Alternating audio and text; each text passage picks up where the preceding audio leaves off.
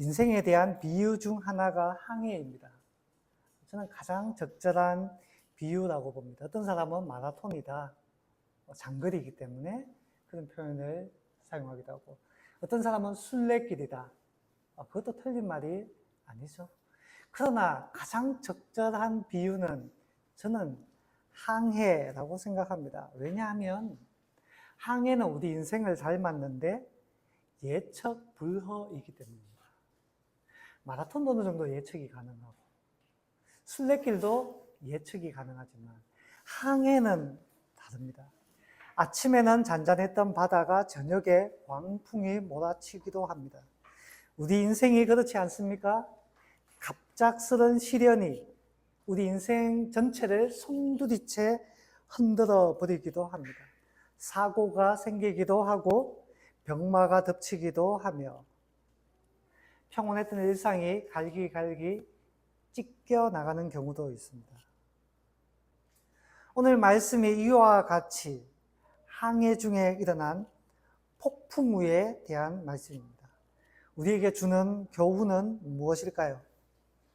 본문은 바울의 로마 행중에 일어난 풍랑으로 인하여 조난당한 것에 대한 말씀입니다. 바울은 재판을 받기 위해 로마로 가는 길이었습니다. 27장인데 바로 앞장인 26장에 보면 사실 바울은 어쩌면 로마에 가지 않아도 될 뻔했습니다. 왜냐? 총독이었던 베스도와 분봉왕이었던 아그리빠가 가만 살펴보니 바울은 죄가 없네, 무죄네 라고 말을 했습니다. 그렇지만 아직 사실 재판은 끝나지 않았어요. 바울은 로마에 가는 것이 하나님의 뜻이라고 생각했던 것 같습니다. 그래서 가이사에게 항소를 하게 되죠. 그래서 죄수의 신분으로 재판받으러 로마로 가야 합니다. 바울과 몇몇 죄수는 율리오라는 백부장의 책임하에 로마로 이송되게 되었는데 육로보다는 해로를 선택합니다. 당시의 지중해는 태평양이나 대서양 같은 그런 큰 대양은 아니지만 지중해, 바다라는 이름만 봐도 알 수 있듯이 그럼에도 불구하고 굉장히 큰 바다였습니다. 육로보다는 안전하겠지만, 빠르겠지만 그렇게 안전하다라고 말할 수는 없습니다. 왜냐하면 과거 역사에 기록이 있거든요. 과거 그리스와 페르시아의 전쟁 가운데 페르시아가 대군을 이끌고 그리스를 침공했을 때 태풍이 불어와 페르시아의 대승단들이 몰살당하는 기록이 있습니다. 펠로폰네소스 전쟁인가요? 정확하게 제가 모르겠는데 그런 기록이 있어요. 그리고 로마의 군단, 강력하잖아요. 로마의 군단이 저 아프리카를 침공할 때 태풍이 불어가지고 그 대단한 로마의 군단 전체도 수장되는 그런 일들이 고대사에 비일비재하게 일어납니다. 그래서 당시 사람들은 위험한 항해를 할 수 있는 적당한 때와 위험한 때를 잘 기록해 두었습니다. 이럴 때는 항해를 해도 괜찮지만 절기상 이때가 되면 항해는 위험하다. 경험으로 기록해 두었어요. 자, 위험할 때는 언제인가 하면 9절 말씀을 보면 이런 표현이 있습니다. 여러 날이 걸려 금식하는 절기가 지났으므로 항해하기에가 위태한지라 라고 말합니다. 여기서 금식하는 절기는 유대인의 대속죄일을 가리키는데 우리 양력으로 따지면 9월 10일에 해당됩니다. 9월 10일, 가을이죠. 그런데 이 금식하는 절기가 지났다라고 이야기를 합니다. 아마 이 시점을 주석가들은 한 9월 말에서 한 10월 초 정도가 되지 않았을까라고 봅니다. 그런데 이때는 지금까지의 기록을 보면 위험할 때예요. 항해하기에 위험할 때. 그래서 바울이 이야기를 합니다. 겨울이 지나고 지금 잠시 이 섬에 머물렀다가 겨울이 지나고 안전할 때 항해하는 것이 어떻겠느냐라고 권유를 하는데 사람들이 죄수의 말을 듣겠습니까? 바울의 지금 신분은 죄수잖아요. 어쨌든. 그러니까 선장과 선주의 말을 듣는 거예요. 뭐라고 이야기합니까? 괜찮습니다. 라고 이야기하는 겁니다. 지금 보세요. 남쪽에서 순풍이 불어오고 있잖아요. 조금만 더 가면 되는데 괜찮을 겁니다. 아마 선주나 선장은 빨리 이들을 이송하고 싣고 있는 화물도 빨리 날라줘야지 그만큼 이득이 생기고 어쩌면 집에 빨리 가고 싶은 마음이 있을지도 모르겠습니다. 지금 남풍이 부니까 괜찮습니다. 출발합시다. 순풍에 마음을 빼앗겨 버린 것입니다. 우리 인생도 그렇지 않습니까? 지금 평안하다고 내일도 모레도 평안할 줄 압니다. 인생이 항해와 같은데 눈앞에 보이는 현상에 마음을 빼앗기면 이와 같이 되는 것입니다. 자, 순풍이 계속되기를 기대했겠지만 인생이 어디 그렇습니까? 얼마 지나지 않아 광풍이 몰아치는데 이름이 유라굴로라는 광풍이 그들을 덮친 것입니다. 얼마나 위급했던지 화물을 바다에 다 던져버려요. 옛날에 영화나 그런 기록을 보면 살아남기 위해서 검은 보화도 바다에 다 던지잖아요. 배를 가볍게 해야 하는 데. 이게 돈벌이가 되는 이 모든 것도 바다에 다 던져버렸어요. 몇 날 며칠이나 계속되는 광풍에 구원의 여망까지 사라졌다라고 말합니다. 아무 빛도 보이지 않는, 살아날 길이 없는, 그들이 당한 시련의 무게를 짐작케 하는 표현입니다. 아마도 그런 생각했을 거예요. 그제서야 바울의 말을 들을 걸. 얼마나 우리가 그렇게 많이 합니까? 죄수라고 무시했는데 그가 옳았다라는 것입니다. 사실 바울은 기록에 의해서 이야기한 거예요. 지금까지의 기록을 보세요. 이때는 위험하니까.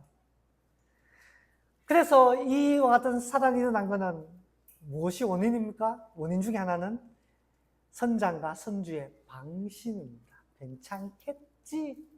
라는 방심. 잘 준비했으면 예방할 수도 있고 어쩌면 시련을 조금은 피할 수 있었을지도 모르겠습니다. 그러다가 방심하다 세게 얻어맞게 된 것이죠. 그런데 여러분, 사실 요거는 제가 서두고요. 이제부터 정말 여러분에게 드리고 싶은 설교는 지금부터입니다. 이 유다굴로라는 풍랑을 조금 더 생각해 봤으면 좋겠습니다. 바울이 로마에 가는 것은 하나님의 뜻입니다. 그렇죠? 하나님은 바울에게 분명하게 말씀하셨습니다. 네가 로마도 보아야 하리라. 분명하게 말씀하셨어요. 하나님께서 바울을 로마도 데리어 가겠다라는 것입니다. 세계의 중심에 가서 그 세계의 중심에서 복음을 외칠 수 있게 하신 것입니다. 그런데 로마로 가는 길에 유다굴로가 찾아왔습니다. 로마행을 막아요. 여러분, 이것을 어떻게 이해해야 할까요? 그냥 자연현상에 불과한 것입니까? 세상 사람들은 그렇게 해석할지 모르겠지만 그냥 자연현상이야. 그러나 기독인들은 다릅니다. 우리는 하나님께서 이 세상을 다스리시고 통치하신다라고 믿는 사람들입니다. 자연현상까지도. 성경을 보면 이와 비슷한 풍랑이 몇 차례 더 등장하는 것을 알 수 있습니다. 구약성경 요나서를 보면 잘 아시는 내용이잖아요. 요나라는 선지자가 하나님의 명령을 거부해서 다시스로 가는 배를 타고 도망쳐버립니다. 하나님의 명령이 그 원수되는 나라에 가서 구원을 선포하라라는 겁니다. 회개하라. 그러면 그들이 돌이켜서 살아날 것이다 라는 거예요. 연하가 싫다는 겁니다. 저 나라가 망해야지 우리가 사는데 내가 왜 그들을 살려야 되지? 하나님의 명령임에도 불구하고 배를 타고 도망가버려요. 하나님 가만 내버려 두십니까? 풍랑을 주시죠. 태풍을 주시죠.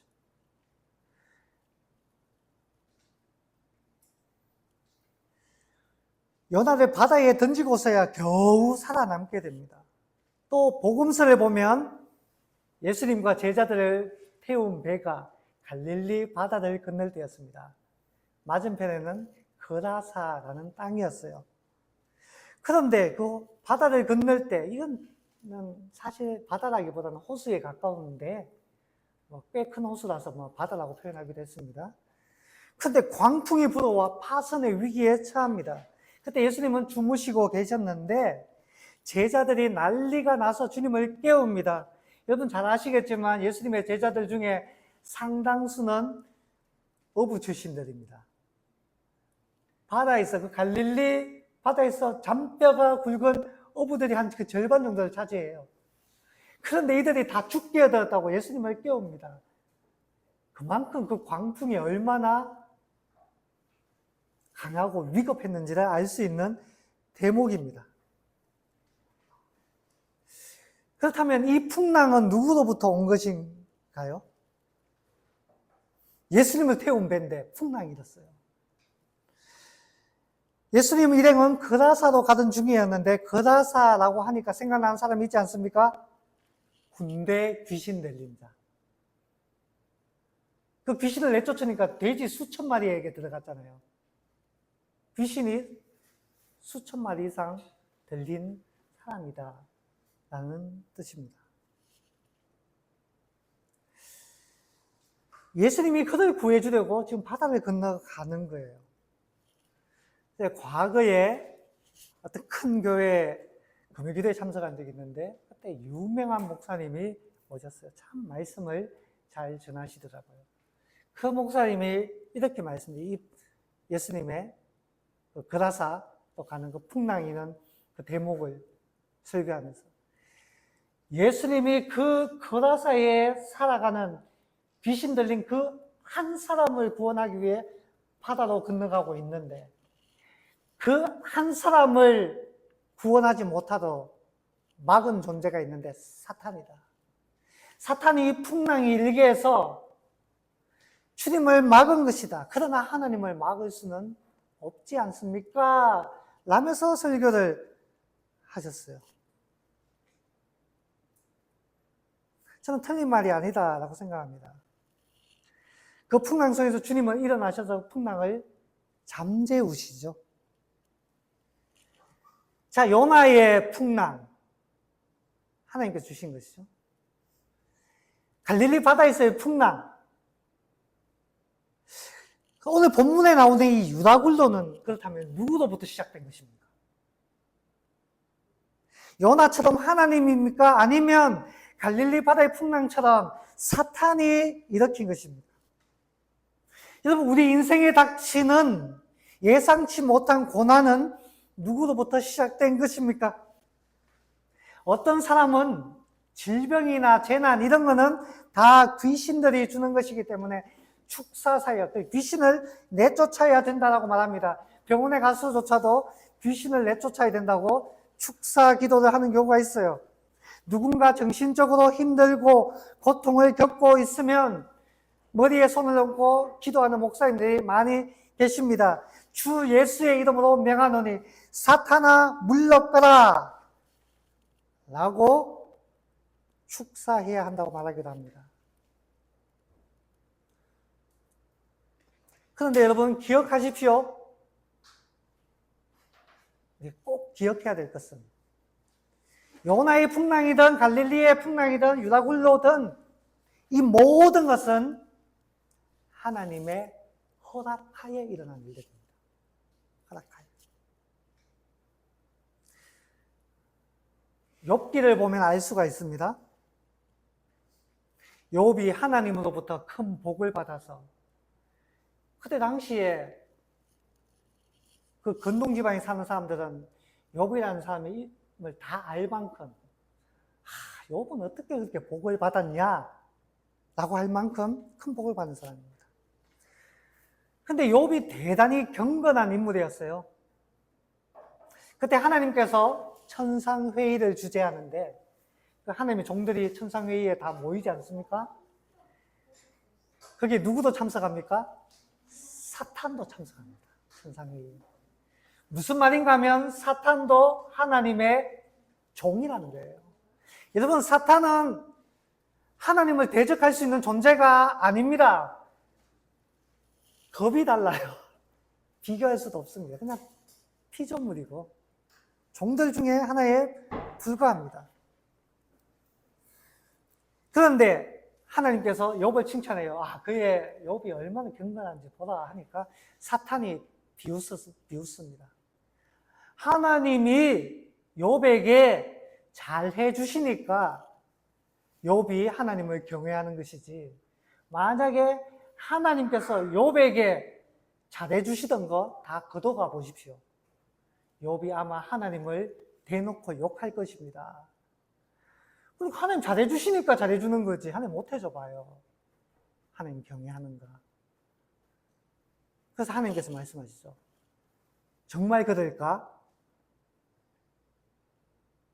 네가 그러면 욥을 사탄이 시험하겠다 하니까 해보라라고 허락해 줍니다. 대신 욥의 생명은 거두지 마라. 한계를 딱 정해져요. 그래서 시험이 시작됩니다. 사탄이 어떻게 합니까? 욥의 전 재산을 몰수해버립니다. 욥의 자녀들 10명을 몰살해버립니다. 심지어 욥의 몸에 병마까지 생기게 해서 정말 빈털터리에 자식도 없고 주변에 사람도 없고 병까지 얻은 그 몸으로 시험해버립니다. 이 모든 것이 사탄이 행했지만 하나님의 허락하에 이루어진 일들입니다. 여러분, 지금 매일 성경 큐티 본문 청소년 친구들 열심히 하고 있잖아요. 본문이 역대하입니다. 역대하인데 제가 며칠 전에 봤던 본문이 북이스라엘과 남유다로 나라가 쪼개지는 내용이었습니다. 원래 한 나라였는데 나라가 두 개가 나눠져 버리니까 원래 왕이 마음이 어떻겠어요? 절반을 잃어버린 거잖아요. 나라가 반쪽이 되고 국력은 형편없어졌습니다. 그때 당시 왕이던 로보암이 가만히 있겠습니까? 만약 생각해 보세요. 누군가가 내 재산의 절반을 빼앗아 가버렸다고 생각해 보세요. 가만히 있겠습니까? 가만히 있을 수 없잖아요.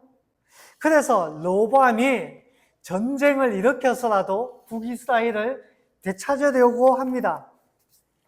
군사를 일으키는데 그때 선지자가 한 명 딱 와서 로보암에게 말합니다. 뭐라고요?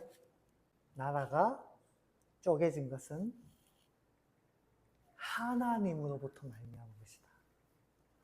하나님이 그렇게 하신 것이다. 하나님이 하셨다. 그래서 로보암이 전쟁을 그만둬요. 멈춰요. 여러분, 요나의 폭풍도 갈릴리 바다의 풍랑도 지금 등장하는 유다굴로도 모두 하나님의 허락하에 이루어진 시련이라는 말입니다. 그렇다면 여러분, 하나님께서 이런 시련을 허락하시는 이유는 무엇일까요? 우리가 죄를 지었기 때문입니까? 네, 그럴 때도 있을 거예요. 요나 같은 경우 불순종해서 풍랑이 일어났으니까요. 그런데 여러분, 기억해야 될 것은 아닌 경우가 더 많습니다. 아닌 경우. 갈릴리 풍랑을 보세요. 하나님은 사탄에게 허락해서 왜 그 갈릴리 풍랑을 주신 걸까요? 그때 예수님께서 풍랑을 잠잠케 하시죠. 성경에 보면 제자들이 엎드려서 두려워 떨었다라고 이야기를 합니다. 왜 제자들이 풍랑이 잠잠해졌는데 두려워 떨었을까요? 이전에는 제자들의 마음에 예수님은 사람 중에 훌륭한 사람이야. 하나님의 종이야. 우리 흔히 4대 성인 이런 표현 사용하잖아요. 위대한 하나님의 종이야. 라고 주님을 따랐는데 풍랑을 잠잠케 하시는 그 예수님을 보고는 두려웠어요. 왜요? 주님에게서 신성을 발견했기 때문입니다. 여러분, 이스라엘 백성들은 하나님 앞에서 두려워 떱니다. 출애굽기에 보면 백성들이 벌벌벌벌 떨잖아요. 하나님 앞에서. 왜냐? 하나님이 무서운 분이기 때문에 그렇습니까? 아니요. 하나님 너무너무 거룩하신 분이고 하나님이시기 때문에 피조물인 우리 인간이 떠는 거예요. 예수님의 신성을 발견하게 됩니다. 그래서 그들의 믿음이 더해지고 하나님께서 영광을 받으신 거예요. 요나의 경우도 사실 마찬가지입니다. 요나의 풍랑은 단순히 요나를 벌주기 위함이 아닙니다. 요나를 하나님의 종으로 사용하시기 위함입니다. 바다에 던져진 요나 죽지 않아요. 하나님 물고기를 통해서 요나를 살리시잖아요. 그리고 3일 만에 부활하게 하시잖아요. 예수님의 부활을 예표하지 않습니까? 하나님의 종으로 새롭게 만들어 가시는 거예요. 그래서 결국 니느웨의 사람들을 살리게 되잖아요. 유다굴로는 어떨까요? 앞으로 살펴보겠지만 크게 다르지 않습니다. 이 풍랑을 통해 바울은 비록 죄수이지만 묶인 몸으로 배에 타고 있는 모든 사람을 다 구원하게 됩니다. 죄수가 아니라 구원자로 서임받게 됩니다. 여러분, 말씀을 정리합니다. 우리 인생에도 풍랑이 찾아옵니다.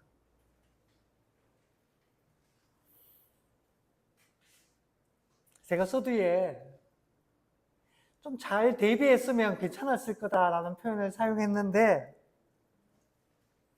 근데 사실 대비하는 것은 필수적이지만 대비한다고 모든 게 다 해결되던가요?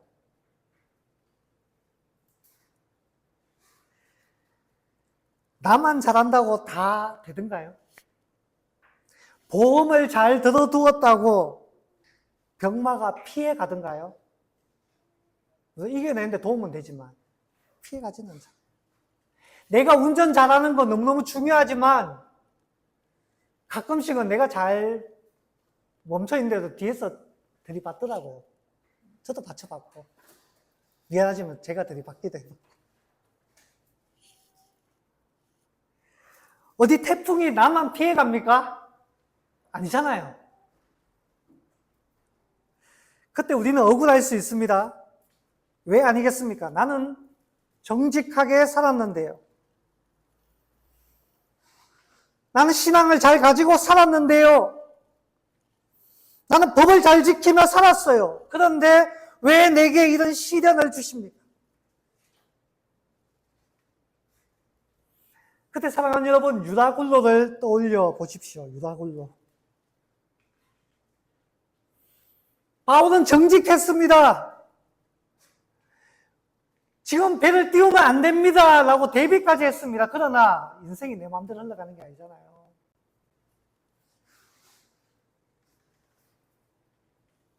유다굴로가 우리 인생과 같습니다. 하나님은 무슨 연유로 내게 이런 광풍을 허락하시는지.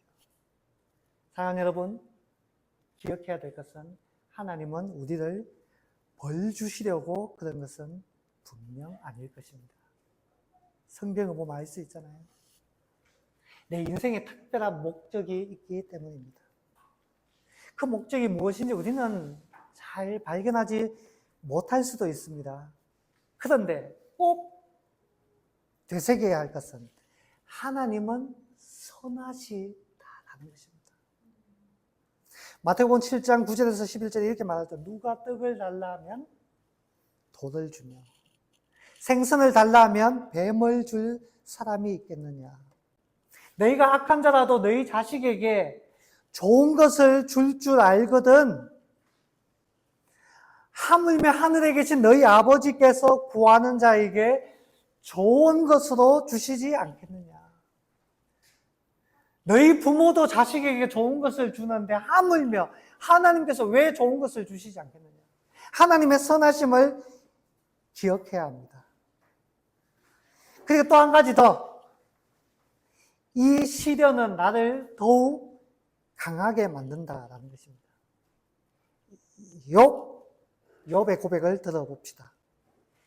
23장 1절에 그러나 내가 가는 길을 그가 아시나니 그가 나를 단련하신 후에는 내가 순금같이 되어 나오리라. 아멘. 여러분, 그 시련을 통해서 전에는 하나님을 들어서 아는 신앙이었는데 그 시련 때문에 욥은 이제는 하나님을 눈으로 보아서 아는 신앙이 되었습니다. 신앙의 차원이 달라지게 되었습니다. 다음에 말씀을 맺습니다. 인생의 풍랑이 일 때, 인생이 내 뜻대로 흘러가지 않을 때 하나님의 선하심을 기억하고 이 일로 인해 더욱 주님을 닮아갈 것을 믿으며 이겨내는 저와 여러분 될 수 있기를 주님의 이름으로 축원합니다. 아멘.